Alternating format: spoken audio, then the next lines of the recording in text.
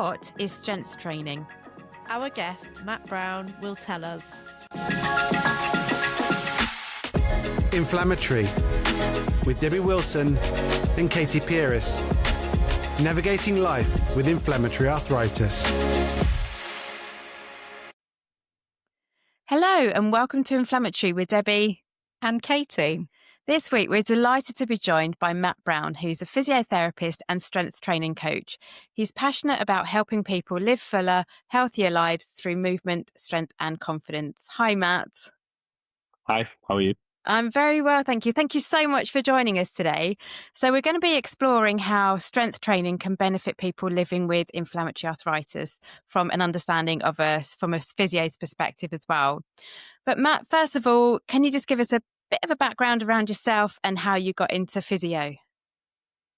Yeah, of course. So I've been a qualified physio for just over a year. And before that, I was a personal trainer / strength and conditioning coach for about a decade. So I've worked in various different environments with every single different person from every walk of life over that time. And really in the last 4 to 5 years, I've started working a lot more with folks with persistent pain, long-term health conditions and things of that nature. And that really just started to help me develop a real passion for the rehab side of things and supporting people that have maybe slightly greater challenges than the average person in the general population. And helping people find a way to exercise that supports them around their various different health challenges and their symptoms, and getting a lot of reward from that, really. So physiotherapy as a profession was just a natural progression from that, really. And that sounds really interesting. So was it that people came to have strength training with you that had got some of these conditions, or did you go out and essentially look for them?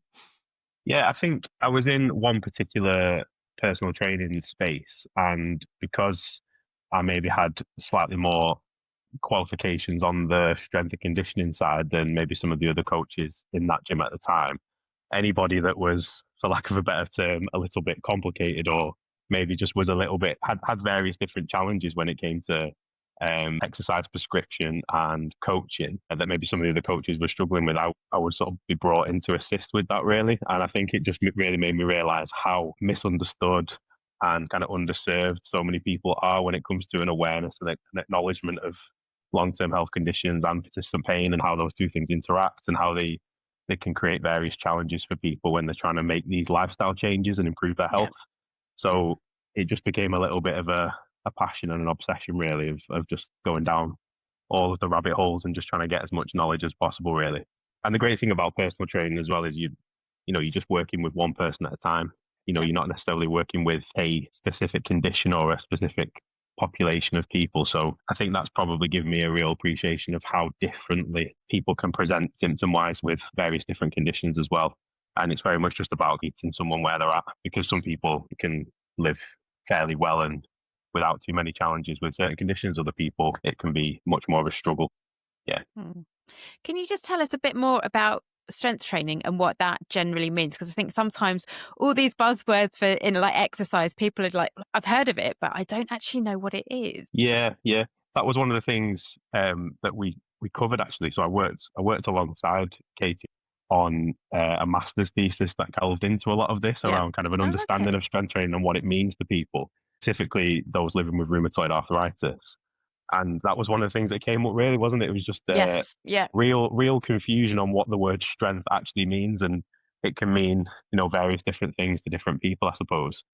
I think I would probably define it as any kind of exercise that's intense enough to actually create the physical adaptation of strength, if that makes sense. So something that tangibly helps your muscles, tendons, bones to be able to withstand more stress, essentially.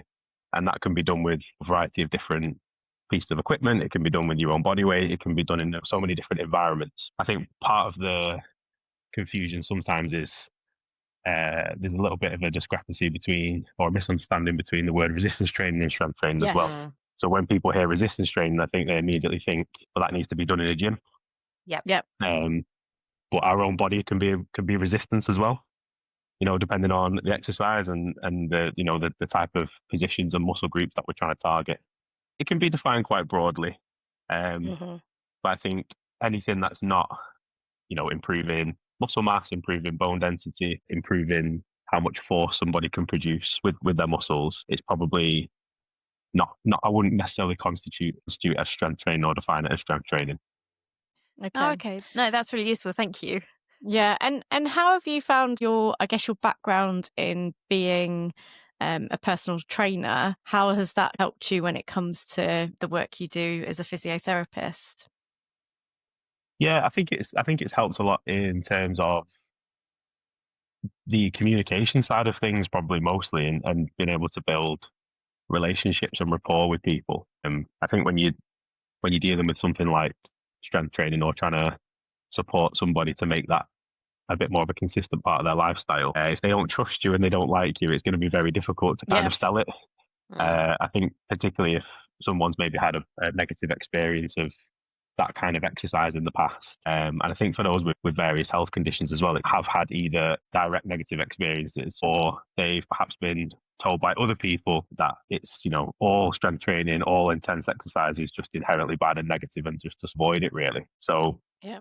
I think the communication side of things and probably getting people on side and building Yeah. that trust is definitely something that coaching gives you. Yes. When you were a personal trainer, did you ever come across people with inflammatory arthritis, especially in a younger age group? Or because what we find is people then are like, oh, I didn't realize inflammatory arthritis can happen in that age group. I thought it was for the older people. I just wondered what your thoughts were on that.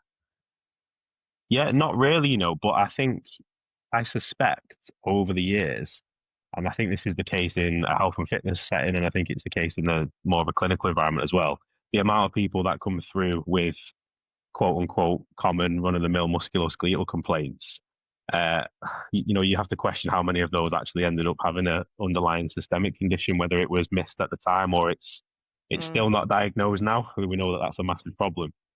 So I suspect there was probably a fair few that nobody had any idea about at the time, which Yeah. is a real shame, isn't it? And that's something that I know there's a lot of work being done in the research and in clinical practice Oh, to try yes. to create much more awareness of these conditions and how they can kind of manifest, particularly in the early stages. Yeah. And how do you think we as patients suffering with these conditions, because something that I found really tricky when I was first diagnosed was actually explaining to people like personal trainers, people helping out in the gym, what the condition was, how I needed extra support, because I think people would look at me and not think that there was anything wrong. And then trying to explain to them that no, I can't get my wrist to 90, so I can't do a press up, I need a alternative, I found really hard to kind of get that understanding from them. Yeah, it's really tricky, isn't it? And I think a lot of it is the onus, I think, has to be placed on the professional themselves to develop that knowledge base as well, and more resources becoming available for health professionals and healthcare professionals to try to develop a bit more awareness and appreciation for how things can manifest for people symptom-wise and how that impacts exercise. That was one of the things that came through from the thesis as well, actually, from the research project, was a lot of people feeling just completely alienated in gym and fitness environments, and that was definitely a common theme that came through. Not feeling like their symptoms are being understood or believed Yeah. or appreciated, particularly with the more non-visible ones, fatigue and pain. The things I would prioritize would probably be finding environments that you feel safe and supported in. And there are plenty of fitness professionals out there that will take the time to really understand your past medical history and understand you and how that personally affects you. But yes, it can sometimes be difficult to seek them out, I'm not going to lie. So I think it's just shopping around and really trying to advocate for yourself in those spaces as well. Not Mm. necessarily jumping straight into a fitness regime or a personal training contract if before you really understand the person and trust them. Yeah, because I was just thinking, flipping that on its side though, is actually when you become a personal trainer, is there anything in that education side about all these MSK conditions, about invisible illnesses such as inflammatory arthritis? Because we know it's so important to do some sort of exercise, but Yeah. people that, feel very hesitant about going to, say, a PT or to a gym, they feel quite anxious anyway. And then having to explain that to someone who doesn't know anything about it. I was just thinking, well, obviously then from a charity side, is there something we could do? And do you think there should be something done on that educational side for those PTs? Yeah, I think it's, to answer your initial question, the answer is unfortunately no. Well, there's absolutely gaps when it comes to awareness of so many musculoskeletal conditions, so many systemic conditions, and I think unfortunately there's been a trend within the health and fitness industry towards professionals gravitating towards clients with short-term goals around fat loss and improving their Yes. aesthetics. And I think Yes. there does really need to be a shift away from that towards actually, if you're an exercise professional, your main clientele should be folks that don't necessarily find exercise as easy to access and as easy to engage in as regularly as maybe somebody else. And I think that's just a huge gap at the moment in terms of the way that professionals are trained coming into the industry, and then the things that are offered to them from a continuous professional development perspective. And that is something that I'm quite passionate about trying to create more and more of in the future, really, is that awareness of a variety of different health conditions and things that as a personal trainer it's unavoidable you're going to see it. So are you going to be able to support that person when they walk through the door, or are you going to have to just turn them away because you don't have the skill set to be able to support them? Takes me back because on the aesthetics part, I used a personal trainer when I was about to get married, but that personal trainer really didn't understand some of the things I just couldn't do. I think he just thought I was being a bit lazy.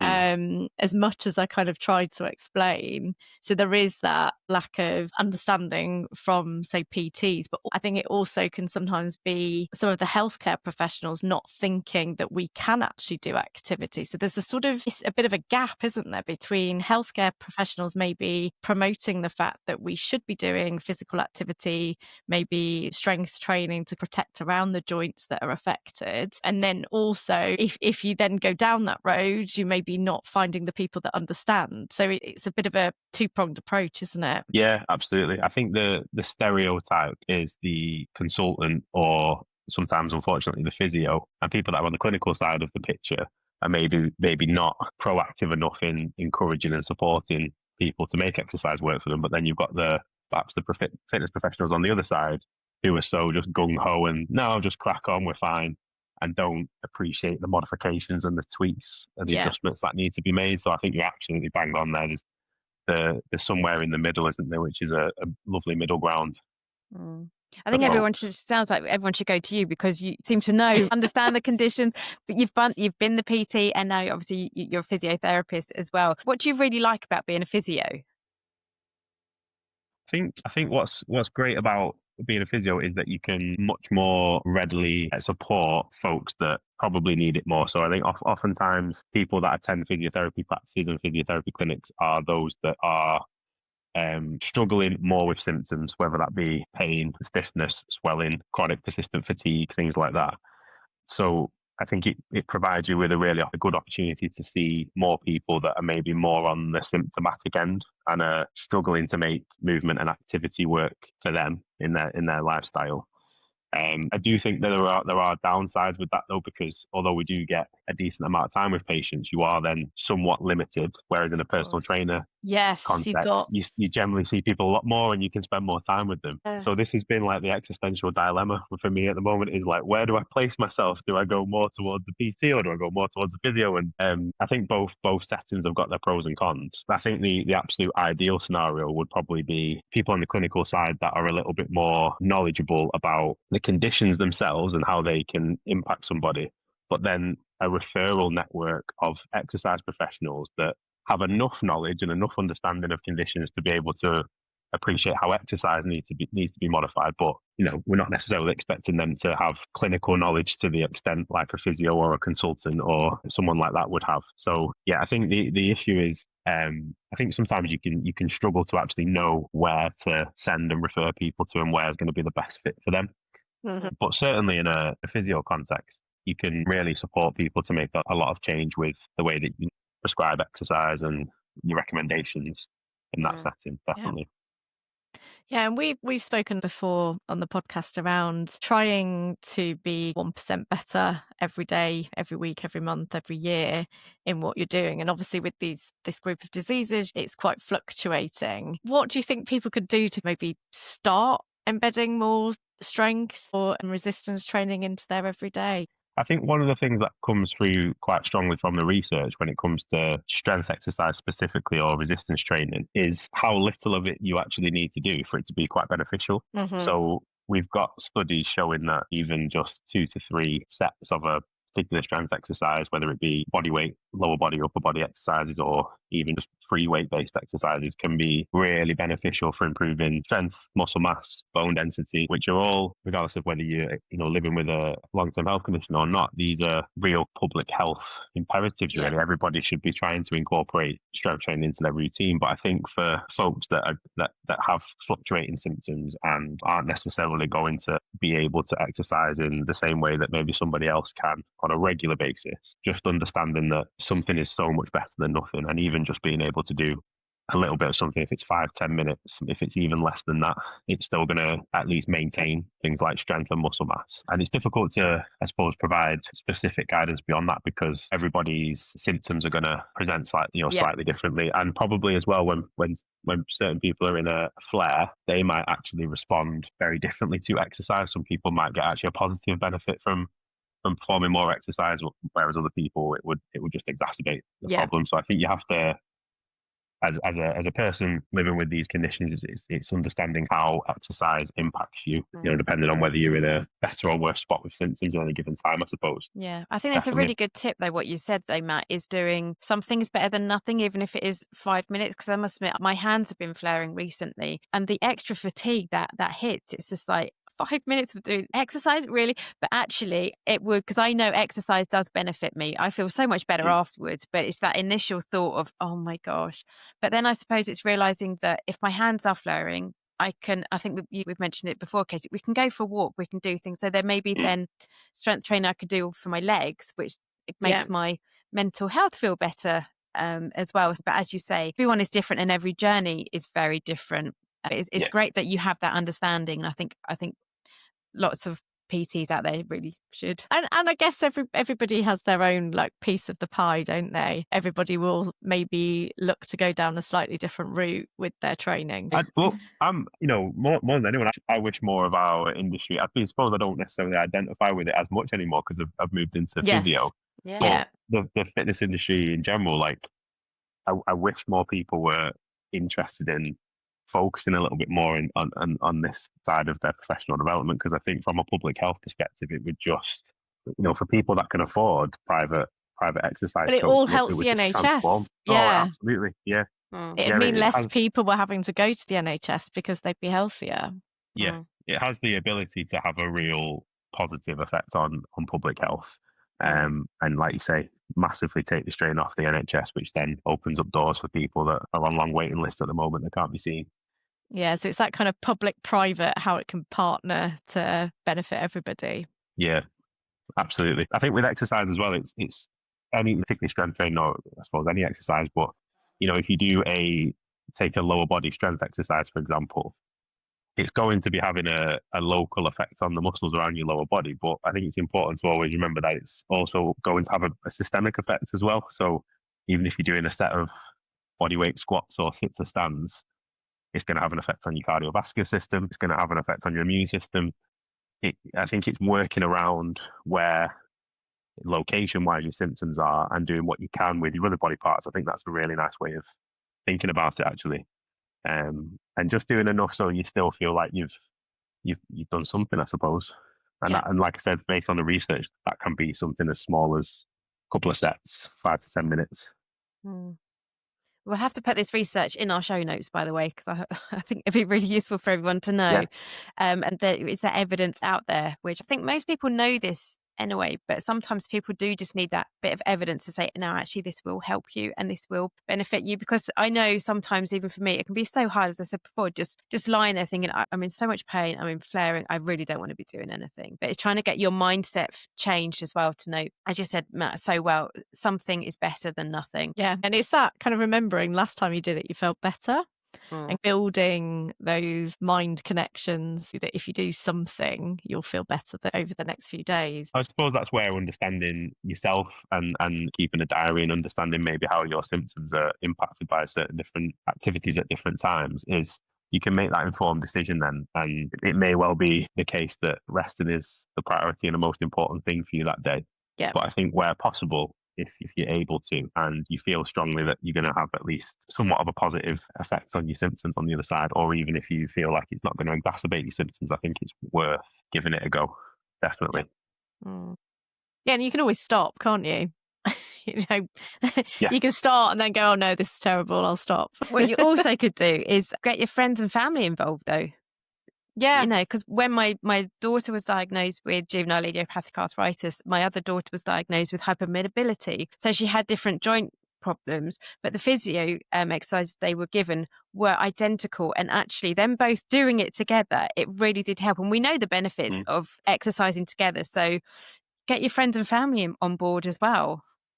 Yeah, and actually, if you kind of buddy up with a friend and say you can do it virtually, can't you? You can set up a Zoom or something. You don't actually physically have to go to the same place as that person, but you can agree to do something at the same time. But Matt, I just want to say thank you so much for your time. I do just have one last question for you. If you could give one piece of advice to someone living with inflammatory arthritis who's hesitant to start strength training, what would it be? I think I would probably go back to the research and just say that we have really good studies now to show that exercise of any kind, but particularly higher intensity exercises as well, not only have they been shown to improve quality of life and in some cases improve symptoms, but also don't have any negative effect on things like disease progression. So I think from a reassurance perspective, it's because that's one of the things that I come up against quite a lot when it comes to hesitancy is concerns and worry about symptoms getting worse, but then also what that means for making things worse beyond that point, more longer term.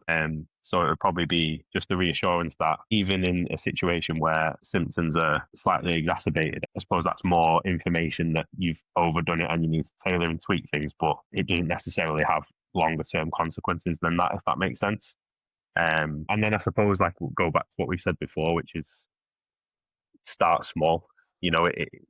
It really doesn't have to be a huge commitment, any kind of exercise. If it's little and often, if it's little and infrequent at first, if you can just find a certain form and type of daily and weekly activity that works for you in your lifestyle, and you find that your symptoms are fairly stable whilst performing it, amazing. And then you can potentially start to increase and progress it over time from there, really. But there's no rush. There really isn't any rush because I think a lot of people are pointing to the physical activity guidelines now a lot around how much aerobic exercise we need to be doing, how much strength training we need to be doing. And I think a lot of the time for those with various challenges in front of them when it comes to exercise, that's quite daunting because it is a lot. It's a lot for anybody, but it's just knowing that you're still going to get loads of benefits if you do 1/3 of that, 1/8 of that, 1/10 of that. That's been a really, really interesting conversation. So thank you so much, Matt, for your time. Is there any way that people can get maybe in contact with you? Are you on Instagram or? Yeah, so I'm on Instagram, MattBrown_physio. That's probably the best place to get me. Excellent. Yeah, we'll put that in our show notes as well. I just want to say thank you again, Matt. It's been really, really insightful. Yeah, lots of conversation for us to take forward, Katy, I think as well, especially on the educational piece. But thank you so much. All the research and everything will be in our show notes. Don't forget, we are on YouTube now where you can actually watch our episodes. We're also on Instagram, Facebook, Blue Sky and LinkedIn. So please do like, follow, comment. It all helps with the analytics. And please rate and follow the podcast wherever you get your podcast from. But until next week, it's goodbye. Goodbye.